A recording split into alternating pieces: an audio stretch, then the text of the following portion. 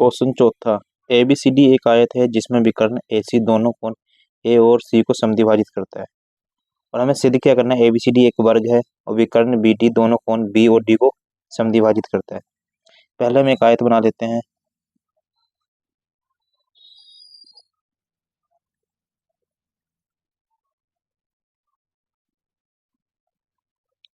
इसमें विकर्ण है और एक विकर्ण यहाँ से खींच लेते हैं। इसका नाम लेते हैं ए बी सी और डी। अब ये क्या बोल रहा है क्वेश्चन में, ए सी जो है इस वाले कोण को और इस वाले कोण को क्या करे, समद्विभाजित करता है। अब हमें दिया क्या है, दिया है ए बी सी डी एक आयत है और ए सी एंगल ए व एंगल सी को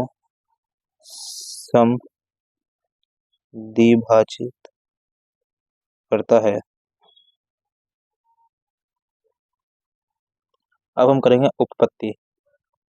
अब देखना क्वेश्चन का पहला, हम जाएंगे त्रिभुज ए बी सी, त्रिभुज ए बी सी, वहाँ त्रिभुज ए डी सी, त्रिभुज ए डी सी में क्या क्या बराबर होगा। इसका मैं नाम दे दूंगा, इसका एंगल 1 2, इसका नाम दे दूंगा 3 और 4। एंगल 1 बराबर एंगल 2 क्यों होगा, क्योंकि हमें दिया है, क्योंकि ए सी क्या है, एंगल 1 का क्या समद्विभाजक है।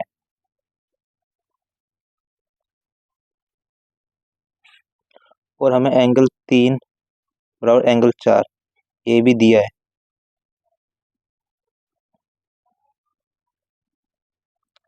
और इसमें देखना दोनों त्रिभुज में ये कॉमन आ रहा है, ए सी, ए सी और ए सी क्या है, उभयनिष्ठ।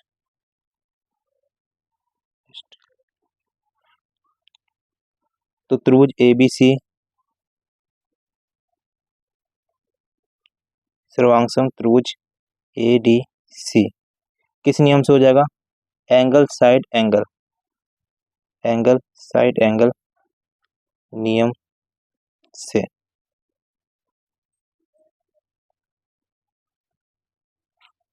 जब ये दोनों त्रिभुज सर्वांगसम होंगे तो इसकी जितनी भी साइड होंगी क्या बराबर, जैसे ए बी बराबर क्या होगा ए डी, ए बी बराबर ए डी किससे हो जाएगा ये, सी पी सी टी। तो ऐसे क्या हो जाएगा बी सी और डी सी, बी सी और डी सी भी क्या हो जाएगा बराबर, ये भी किससे, सी पी सी टी। ये चारों भुजाएं क्या हो जाएंगी आपस में बराबर, ए बी ए बी और B C A D D C, ये चारों भुजाएं क्या बराबर है। तो ये क्या एक अतः ये एक वर्ग है। अब हम जाएंगे त्रिभुज ए बी डी। अब हम जाएंगे दूसरा का, अब हमें सिद्ध करना है त्रिभुज ए बी डी, वहाँ त्रिभुज सी बी डी, त्रिभुज C B D.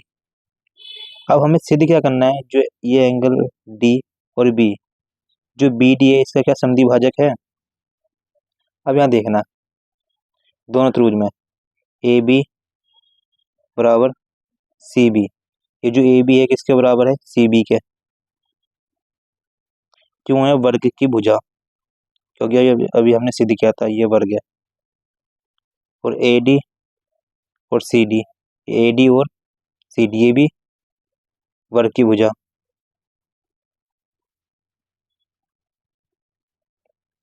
B D बराबर बी डी, ये बी डी क्या दोनों में आ रहा है, ये क्या हो जाएगा उभयनिष्ठ।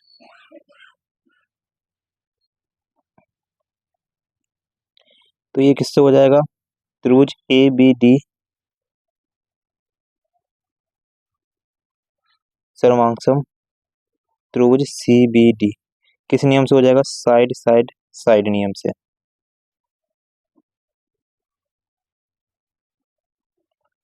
तो इससे मैं दिखा सकता हूँ, इसका मैं नाम देता हूँ एंगल 5 और 6। तो एंगल 5 बराबर एंगल 6 किससे हो जाएगा? CPCT। इसका नाम देता हूँ 7 और 8। यहाँ देखना एंगल 7 बराबर एंगल 8, ये भी किससे हो जाएगा? CPCT। तो आते हैं यहाँ देखना BD एंगल B और एंगल D का समद्विभाजक है। क्वेश्चन 5 समांतर चतुर्भुज ABCD के विकर्ण BD पर दो बिंदु P और Q इस प्रकार स्थित है कि DP बराबर BQ। दर्शाइए कि हमें ये त्रिभुज APD सर्वांगसम त्रिभुज CQB, और दूसरा हमें क्या दर्शाना है? AP बराबर CQ। ये हमें डायग्राम दे रखा है और इसमें हमें दिया क्या है कि ABCD एक क्या है? समांतर चतुर्भुज है, और विकर्ण क्या दे रखा है इसमें? BD। वैसे बिंदु हमें क्या दे रखा है? DP और BQ बराबर है।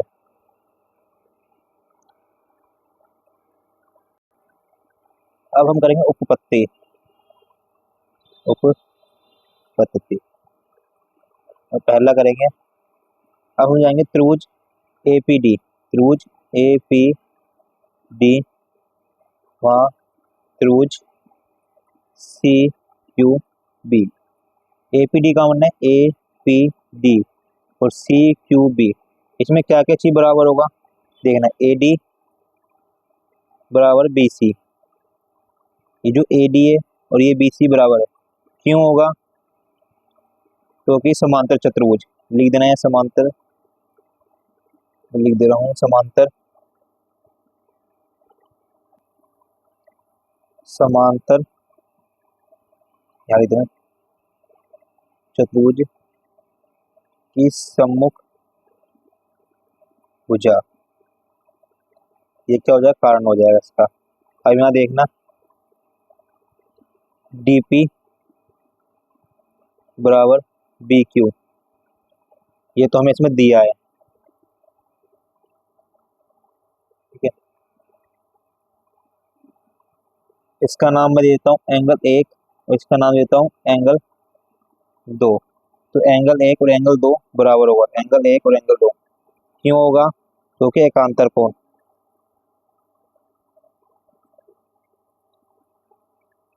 तो मैं कह सकता हूँ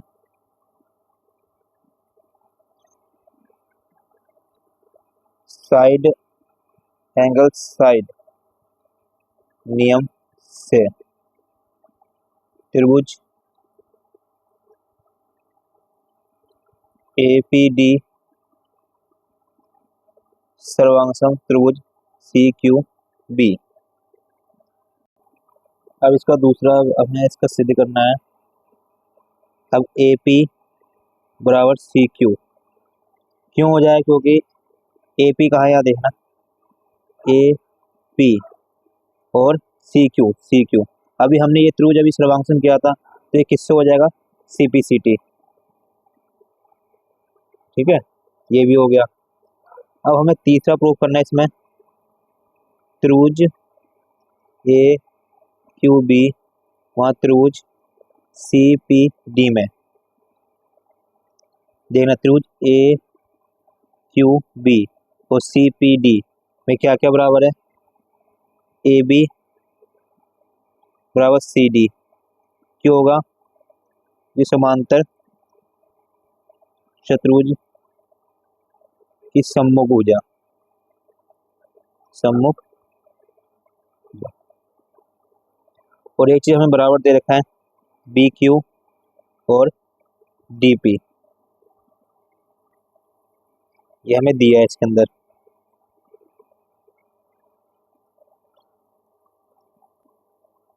इसका नाम मैं दे दे रहा हूँ एंगल 3 और इसका नाम दे रहा हूँ एंगल 4। तो एंगल 3 बराबर एंगल 4, ये क्यों हो जाएगा? क्योंकि एकांतर कोण। तो मैं कह सकता हूं त्रिभुज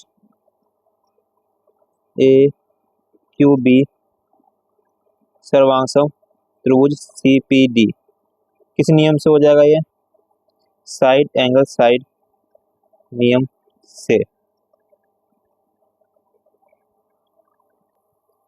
अब इसका चौथा देखना, हमें क्या प्रूव करना था चौथे में? ए क्यू बराबर सी पी, ये किससे हो जाएगा? सी पी सी टी, क्योंकि अभी हमने ये त्रिभुज सर्वांशम किया है। ऐसा करता हूँ, ये जो हमने प्रूव किया दूसरा, इसको समीकरण 1 नाम देता हूँ, इसको समीकरण 2 नाम दे देता हूँ। अब पांचवें में हमें सिद्ध क्या करना है? ये ए पी सी क्यू एक समांतर चतुर्भुज है, ये ए पी सी क्यू। तो समीकरण 1 वहां 2 से हमें क्या मिलता है? ए पी बराबर सी क्यू, और दूसरा में मिलता है ए क्यू बराबर सी पी। अभी हमने यहाँ सिद्ध किया था, देखना, ए पी और सी क्यू पहला समीकरण है, और दूसरा समीकरण यह था ए क्यू बराबर सी पी। तो इससे हमें पता चलता है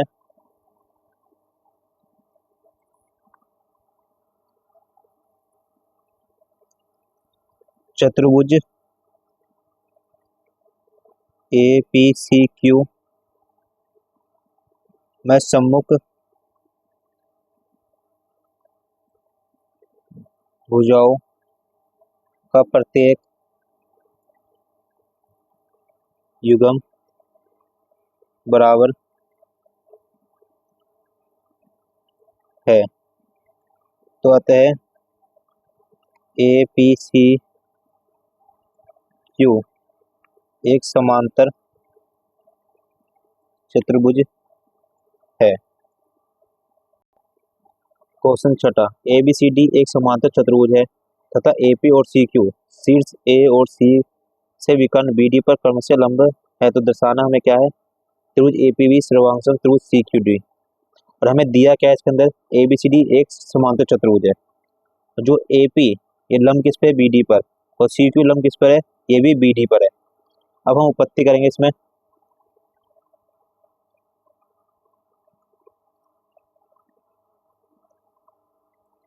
हम जाएंगे पहले त्रिभुज ए पी बी और वहां त्रिभुज C Q D, A P B और सी क्यू डी में।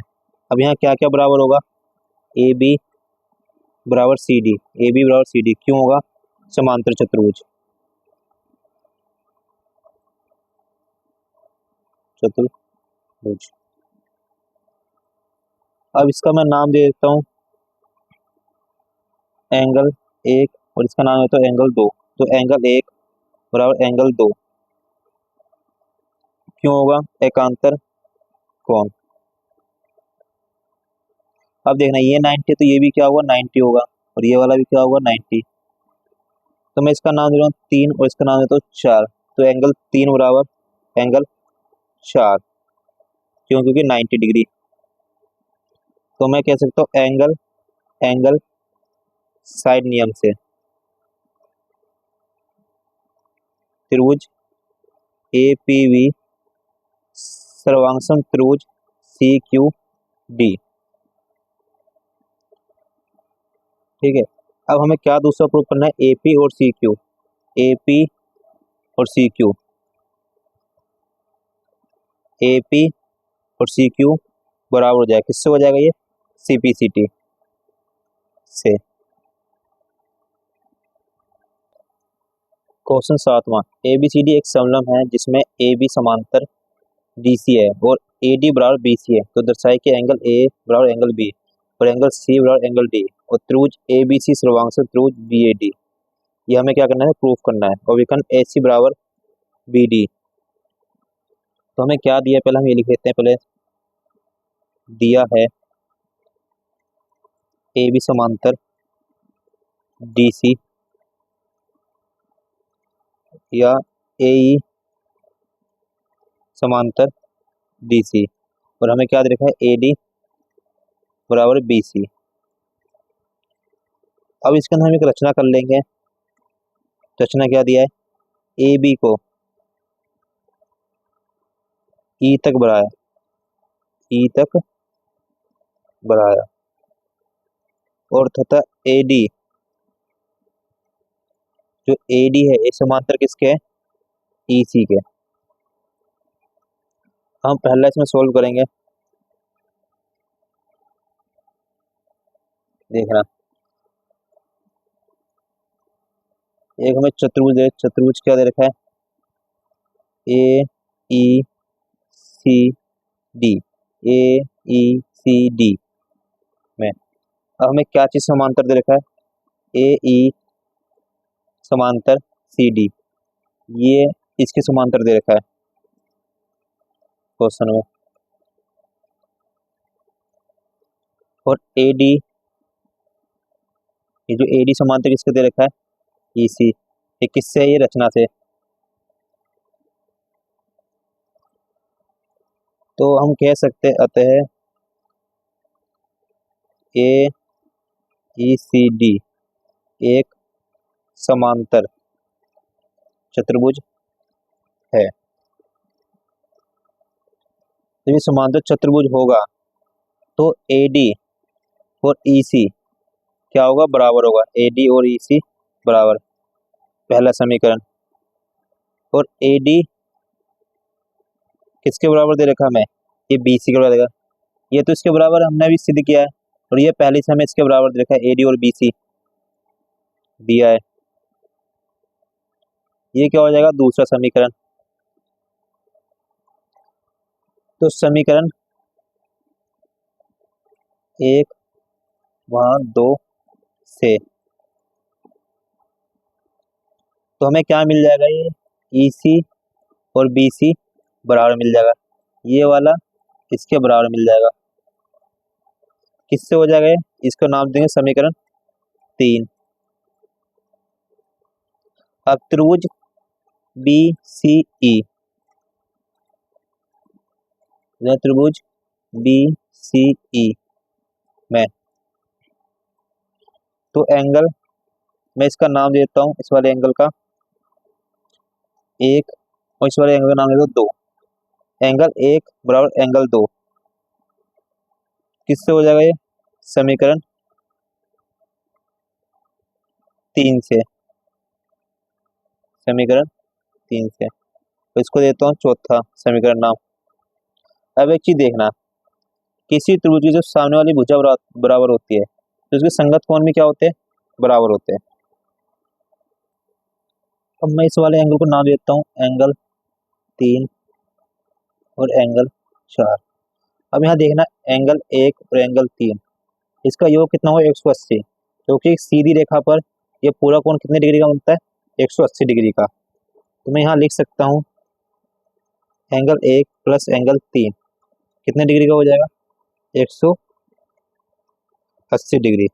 क्यों हो जाएगा, देखिए क्यों। अब एक चीज और देखना, ये एंगल 2 और एंगल 4, एंगल 2 प्लस एंगल 4, ये कितना हुआ, 180 डिग्री, क्योंकि ये दोनों कोण कौन से बनने हैं, आसन कोण, आसन कोण। तो यहाँ देखना, ये दोनों 180 डिग्री है। ये समीकरण 5, ये समीकरण 6, तो समीकरण 5 5 समीकरण 6 से दोनों 180 है, तो एंगल 1 प्लस एंगल 3 और एंगल 2 प्लस एंगल 4 किससे होगा, ये समीकरण 4 से, समीकरण 4 से। अब यहाँ देखना, एक चीज यहाँ देखना, एंगल 1 और एंगल 2 ये बराबर है, तो एंगल 1 और एंगल 2 कट जाएगा, तो हमें क्या मिल जाएगा यहाँ से, एंगल 3 और एंगल 4। तो एंगल 3 क्या दे रखा है, बी, और एंगल 4 क्या दे रखा है, ए। तो एंगल बी बराबर एंगल ए, ये क्या है, बराबर है। ठीक है, अब हमें दूसरा प्रूव करना है, एंगल सी बराबर एंगल डी। तो यहाँ देखना एंगल 4 प्लस एंगल 6, इसका मैं नाम दे देता हूँ 6, और इसका नाम देता हूँ एंगल 5। तो एंगल 4 प्लस एंगल 6 कितना हुआ, 180 डिग्री। क्यों होगा, अंत है कोण। ठीक है, और एंगल 3 और एंगल 5,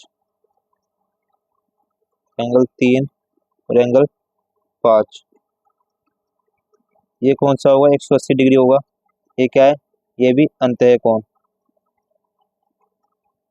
इसको नाम दो समीकरण 7, इसका नाम दो समीकरण 8। तो समीकरण 7 व 8 से एंगल 4 प्लस एंगल 6 और एंगल 3 प्लस एंगल 5।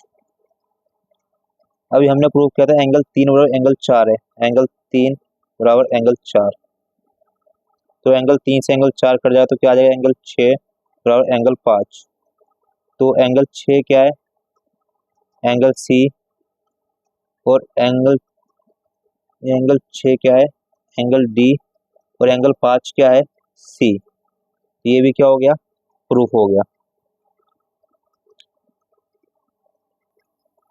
अब हमें तीसरा प्रूफ करना है, त्रिभुज ए बी सी और त्रिभुज बी ए डी। अब हम क्या खींच लेंगे, क्या ये विकर्ण खींच लेंगे ऐसे, और यहाँ भी एक क्या खींच लेंगे, विकर्ण। अब हम जाएंगे कि त्रिभुज ए बी सी, वहाँ त्रिभुज बी ए डी में, ए बी सी और बी कहाँ गया, बी ए डी में क्या क्या बराबर मिल जाएगा हमें, ए डी बराबर बी सी, ये तो हमें दिया है इसके अंदर। और ए बी क्या है, कॉमन है, दो भेनिष्ठ, भेनिष्ठ।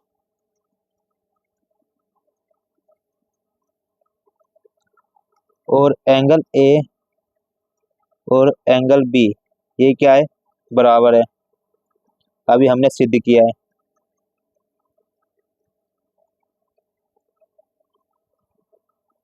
तो साइड एंगल साइड नियम से त्रिभुज ए बी सी सर्वांगसम त्रिभुज बी ए डी। अब हमें चौथा क्या दिखाना है, विकर्ण ए सी बराबर बी डी। चौथे में अब ए सी बराबर बी डी क्यों होगा, क्योंकि अभी हमने सर्वांगसम सिद्ध किया है। तो किससे हो जाएगा, सी पी सी टी से, बस